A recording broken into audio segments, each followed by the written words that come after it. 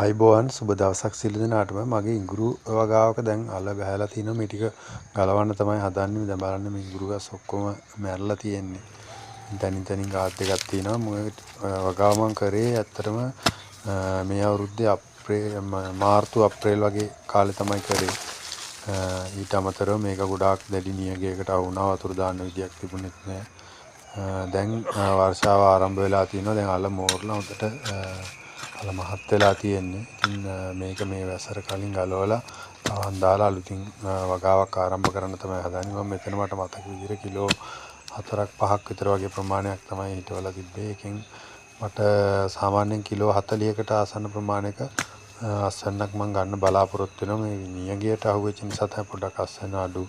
ඉතින් ඔයගොල්ලන්ටත් කියන තමන්ගේ ගෙවත්තේ පොඩි ප්‍රමාණයක් අරගෙන වගා කරන්න පටන් ගන්න. පටන් අරගෙන ටික ටික ඔයගොල්ලෝ බීජ ටික හදාගෙන ඒකෙන් වගාව තව ටිකක් වැඩි කරගන්න පුළුවන්.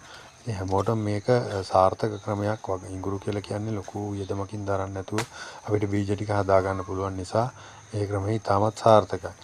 ඉතින් තමන්ගේ වගාවන් වලට හොඳට සාත්තු කරන්න නඩත්තු කරගන්න ඉඟුරු කියලා කියන්නේ හොඳ වෙළඳපොළ වටිනාකමක් තියෙන ඊට අමතරව යම් කාලයකදී මිල විශාල වශයෙන් ඉහළ යන හොඳ ආර්ථික භෝගයක්. ඉතින් ඒකට ලොකු කැපවීමක් දරන්න දෙයක් නැහැ. මොකද සාමාන්‍ය නඩත්තුවකින් අපිට අස්වැන්නක් ගන්න පුළුවන්. හැමෝටම කියන මගේ channel එක subscribe කරන්න, වීඩියෝ වලට like එකක් දාන්න. අනිවාර්යෙන් වීඩියෝ ටික බලන්න කියලා.